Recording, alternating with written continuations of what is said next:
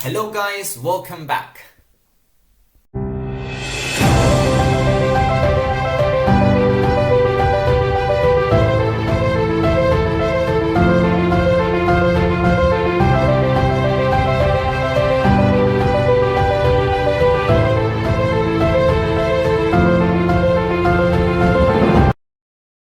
Hello everyone, I'm on my first read of Reapers Gale, the 7th book in the Malazan Book of the Fallen. I can't believe it's the 7th book in the series already. Like, we're slowly nearing the end. And I read half of the book, the first books of Reapers Gale, up to, I believe it's chapter 13. And this is just a video to give you an update on how my reading experience has been so far. I've had some difficulties.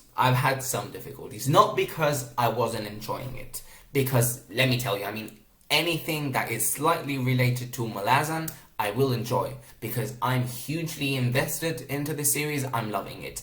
However, I've had some moments where I felt I wasn't really invested too much in the secondary characters that were introduced here. It's weird because I love everything that has to do with political intrigue and political scheming and plotting and all that kind of thing, which is very prominent in this book.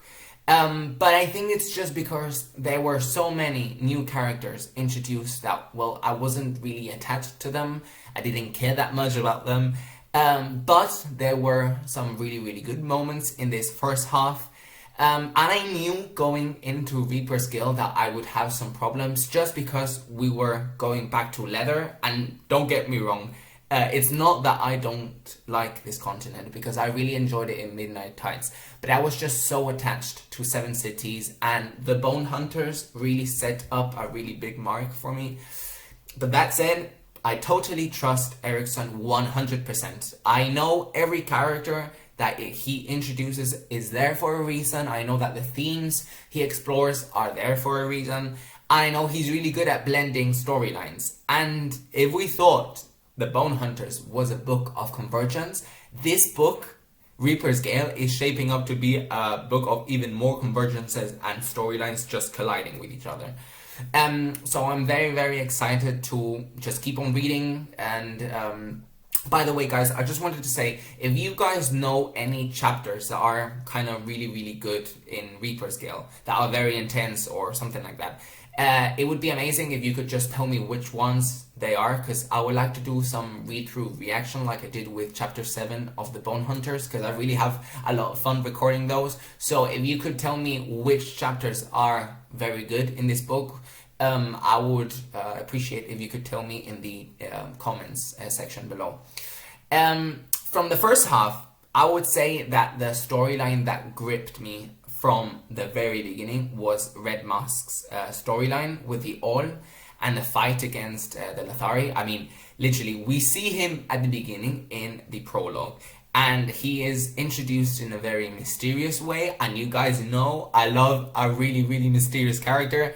And he goes into this field of battle, and there's wolves everywhere eating the dead soldiers, and then we see he is accompanied by 2 guardians. And then later we find out that these guardians are actually Kuchain Chemal. And I mean, if that is not an iconic character, I don't know what it is. And that fighting scene when he goes into Dream and he just kills everyone with his 2 spectacular weapons, that was really cool. I think he is the coolest character, and every time I turn the page and I see that it's something related to him, I'm really excited to keep on reading. And especially reading about his return to the All Tribes, which, by the way, I really enjoy also. It reminds me a lot of the Dothraki in Game of Thrones. It probably doesn't have to do anything with them, but I don't know why every time I picture the All, in a way, it reminds me of them. I don't know. And I really want to learn more about Red Mask's backstory, what happened with his sister, everything. I was a bit confused when I read that battle scene between the Lethari and the All, because generally I'm very bad at reading battle scenes. I get very confused. I never know what's really going on. But that setting in Bast Fulmar, I think that was the valley, and you know, the fact that they couldn't even use magic and all that kind of thing, that was really, really cool. But the other character that I'm really, really loving related to the old storyline is Tuck and Aster. I would have never in my life imagined that we would see him again after everything that happened in Memories of Ice. But when they said that there was this army related to the wolf gods, and they had been betrayed, I was convinced it would be the Grey Helms that we visited when we saw the Perish for the first time in the Bone Hunters. I was convinced it was going to be them. And then we find out it was actually the Grey Swords and Tuck. And oh god, I just loved him so much in Memories of Ice, really. I really did. So I'm very intrigued to see what he does next. Will he want to avenge the fallen soldiers that he lost because of the betrayal of the All? Will he want to take revenge? I don't know what he's going to do. But I'm really excited to read about that. Related to their storyline, we have also both Attribution Bivat and Taisador, what was his name? Brolhandar, I think that was his name. Sorry if I keep forgetting about the names, because I get confused between all of the Lethari names. They all sound very similar, and I don't know, I'm very bad at remembering names. But that's storyline I also really, really enjoying, especially the fact that even though the Taist Ador won, you know, this conquest, and they managed to take over Leather, it really feels that they actually lost, and they're just trapped in this devouring Lethari system. And I just hope Brolhandar is not dead after the end of that battle in Bas Fulmar. I thought Bivat would know better and she wouldn't underestimate the All, but I don't know why her battle tactics and her plan was really, really bad. So I don't know, I'm really excited. I love both of those characters, so I'm really excited to see more of them. Moving on to a different group, we have Silkas Ruin, we have Serenpedak, Fiersengar, Udinas, and Kettle. I think that's all of them. They're very, very different characters. Like, each one is extremely different to the other one. At the beginning, I found them a bit annoying, really. Like, they were arguing all the time. They did not get along very well. It was a difficult read. But I have to say, from the moment when they attack this fortress in the mountains, that's when I started to like them. Because there was a bit more going on apart from their annoying conversations. And especially that moment when they finally go to the Onyx Order and they visit this Andi temple or whatever that is in the mountains of Blue Rose. That's when I really, really, really started to enjoy the storyline, because we've had so many mentions about Blue Rose before in the previous books, and I was so curious to learn more about this place because, you know, I love the Taist Andi. I love them. It's one of my favorite races, and the fact that they're just, you know, secluded in this temple in the middle of the mountains, for me, that's really appealing. And then Clip joins the group, and that was hilarious because he is very annoying. I don't know what he keeps on doing with his chain in his hands, because he keeps on doing it one time and another time and another time. I don't know what's going on with that, but it's weird because he's very annoying, but there's something about him that I really, really like.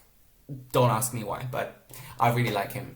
And also, Silkas Ruin is a very, very badass character. We saw him just at the end of Midnight Tides.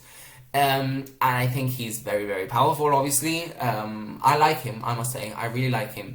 And Serenpedak also, I really enjoy her. I love her interior monologues and the way she thinks and the way she just reflects about life and everything. So, really enjoy that. Udinas, like in Midnight Tides, I hate him. I'm sorry, but I'm not a fan of him. I'm not sure what's going to happen with him, because we have this Menandor and the Iran scene when they both want him as the Shield Anvil. I'm not sure if they want him as the Shield Anvil of Kurald Emurlan. I don't know. Honestly, everything happening with the sisters, Menandor, Sheltathalor, and the other one, Sukul, I get very confused about them. I really do. I get them mixed up. I don't know what they're planning. I know now there's been like some type of allegiance between, I think it's Sheltathalor and Sukul, with Hanan Mosag against Menandor. They want to take revenge against Menandor. I don't know what's going to happen with that, really. Same with the Aranta. I must say that I have no idea what that fight was between him and Featherwitch with Briss Benedict's finger. I don't know what that was, and in the end, Featherwitch swallowed Briss's finger in the end. No idea. I really don't know what's gonna happen with that. Really, I don't know. Apparently, Briss Benedict is now the mortal sword of this thing. I don't know what this thing even is. I'm not sure if that's the way they plan to heal Curel de Morlan, or I'm very confused. But if there's something I've learned from Malazan, is that I just have to go with the flow. I really have to enjoy the ride. Even if I'm not really understanding anything that's going on, I'm just gonna enjoy the ride and just enjoy. Honestly, I love getting the scenes with Rulad, because I really feel so sorry for him. Like, we've, as a reader, have gone through such a tremendous ride with him. At the beginning, we hated him, then we liked him, then we hated him again. Now, we really, really like him again. At least, I really do. He's been completely isolated by, the Chancellor, and he's so lonely. He can't even sleep. He has these nightmares thinking about the past and thinking about his brothers. I feel terribly sorry for him, and especially seeing all of this from Nisao's point of view, who is the concubine, that was very touching, really. And we've only seen him like 2 times, literally 2 times in this first half. I want to see more of him so badly. And I was so sad to see that Nisao was died in the end, and she was pregnant, and when Karos Invicta killed her, I did not see that coming. And, well, talking about Karos Invicta, and the Patriotists, and honestly, everything to do with them, I'm not very keen. Same with the Liberty Consign thing and Rautos Hivanar.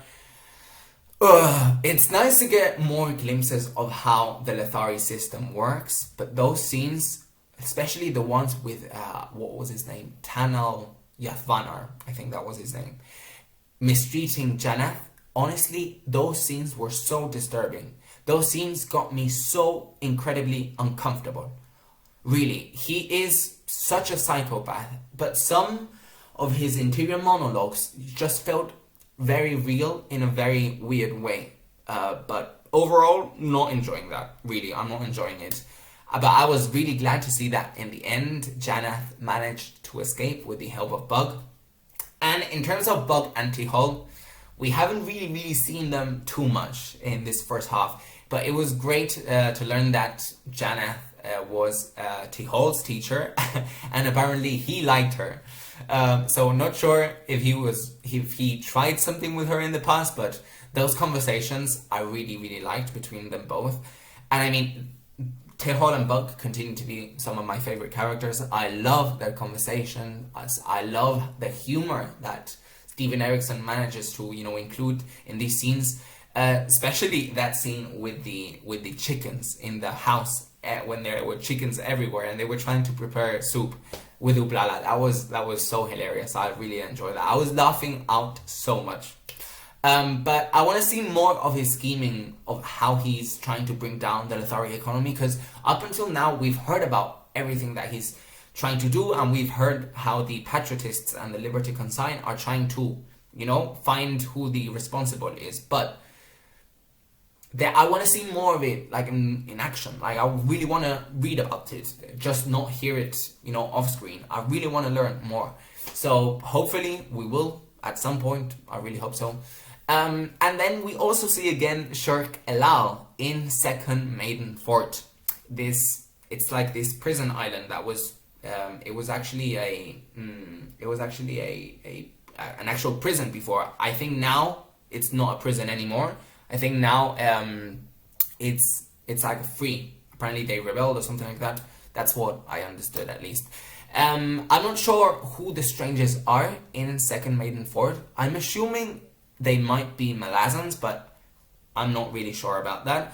And we also need to talk about my big boy Karsa Orlong. Honestly, I continue to love him. I think I just can't not like him. I really can't.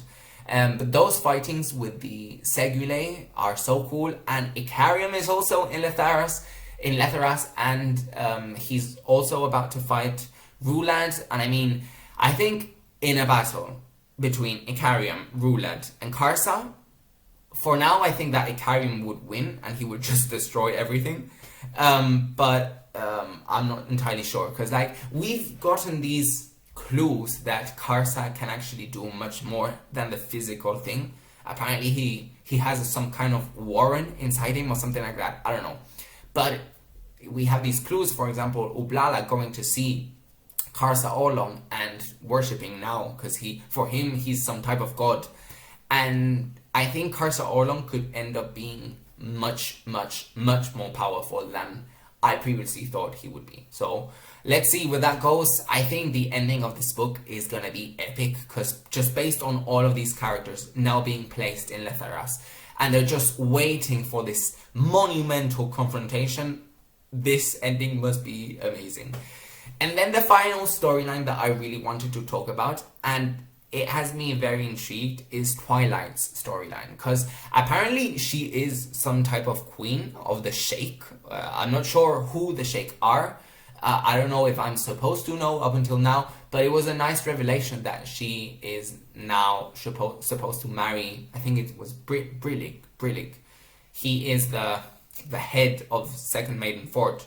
So I'm actually very intrigued to see where that goes. That final scene with her at the end of book 2, when she looks at the sea and then she says, "The Malazans are on our shore." Honestly, my whole body was shivering. Honestly, that was a moment when I think I will now actually get very invested into this book, because I love my Bone Hunters. I love Tavor, and yeah, so many new characters are now in Lether.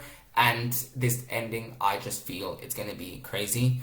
My only question is, why were the Malazan boats all burning?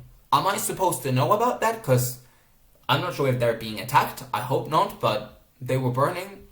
Let's see. I also saw this very cool artwork of the Malazan boats burning in the coast of Lether, and that was a really cool scene. I really loved it. So I guess I'll have to continue reading to find out more. I hope you guys have enjoyed this halfway update of Reapers Gale video, and I can't wait to continue reading and see where this book goes. If you've liked the video, as always, I would hugely appreciate if you could like and comment, and I'll see you in the next one. Thank you so much. Take care, guys.